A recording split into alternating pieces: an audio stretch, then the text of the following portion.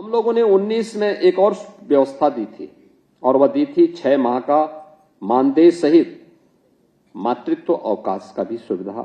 ये हमारी सरकार ने 2019 में भी प्रदान किया था। यानी ये सरकार की संवेदना को बताता है कि केवल सरकार बोल नहीं रही है बल्कि वह करके दिखा भी रही है।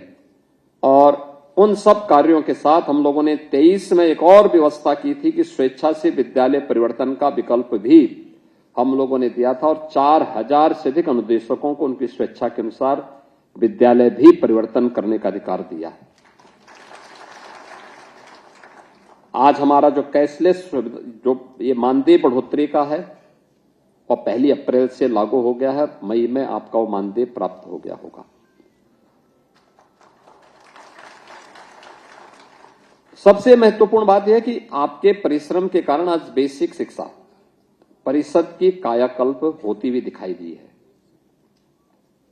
हम मानते हैं कि जब राजनीतिक नेतृत्व ही भ्रष्ट हो और निर्णय का शिकार हो,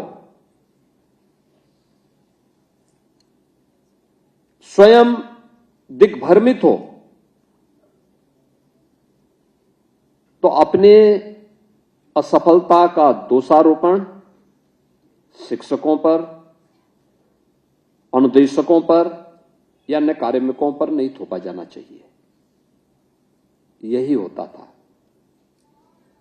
जब बेसिक शिक्षा बंजर जैसी स्थिति में थी, तो बंदी के कगार पर थी, अव्यवस्था का सा वातावरण था। 2017 में मेरे पास बहुत सारे प्रस्ताव ऐसे आए थे जो पहले से लंबित भी थे कि साहब 100 से कम बच्चे हो गए हैं, अनुदेशकों की सेवाएं समाप्त कर दी जाए। हमने कहा भाई आप ये प्रस्ताव लेके आए हैं तो पहले आप ये बताइए कि आपकी सेवा का हम क्या करेंगे।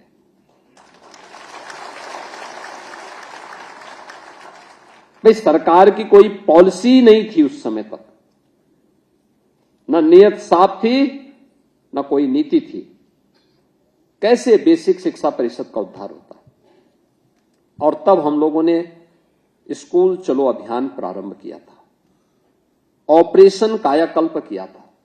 ऑपरेशन कायाकल्प के माध्यम से आज आप देखते होंगे बेसिक शिक्षा परिषद के विद्यालयों में संतृप्तिकरण का जो लक्ष्य हमारा था, हम कह सकते हैं 96% विद्यालय ऐसे हैं जहां पर वे सभी प्रकार की बुनियादी सुविधाएं उन विद्यालयों में आज उपलब्ध हो रही हैं जो एक छात्र के लिए आवश्यक थी, एक शिक्षक की दृष्टि से भी महत्वपूर्ण थी और उस विद्यालय को प्रतिस्पर्धा के योग्य बनाने के लिए भी आवश्यक थी और ड्रॉप आउट रेट को कंट्रोल करने की दृष्टि से भी आवश्यक था। ऑपरेशन कायाकल्प नीति आयोग ने एक सक्सेस स्टोरी के रूप में भी देश के सामने प्रस्तुत किया। यूपी से प्रारंभ हुआ था। आप सभी के बेसिक शिक्षा परिषद के शिक्षकों, शिक्षा मित्रों, अनुदेशकों, इन सबके प्रयासों का वो परिणाम था, उसकी सफलता। बच्चों की संख्या बढ़ी है। बेसिक शिक्षा परिषद में खेलकूद की गतिविधियां बढ़ी हैं। कला के प्रति, शारीरिक स्वास्थ्य के प्रति, अन्य एक्टिविटीज को भी तेजी के साथ आगे बढ़ाने में मदद मिली है। और उसी जब साफ नियत से कोई सरकार कार्य करती है, स्पष्ट नीति हो, तो परिणाम आने में देर नहीं लगती। वह परिणाम आज हम सबको देखने को मिल रहा है। और मैं इस बात को अक्सर देखता हूं कि प्रदेश के अंदर जो ड्रॉप आउट रेट था लगभग 17-18% के आसपास था। यानी 100 में से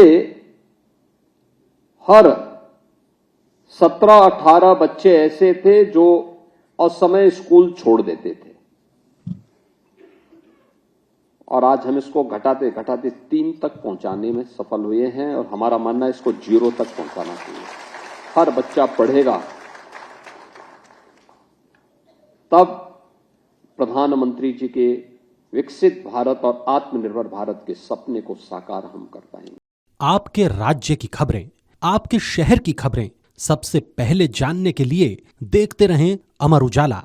चैनल को सब्सक्राइब जरूर कर लें और पाएं हर अपडेट।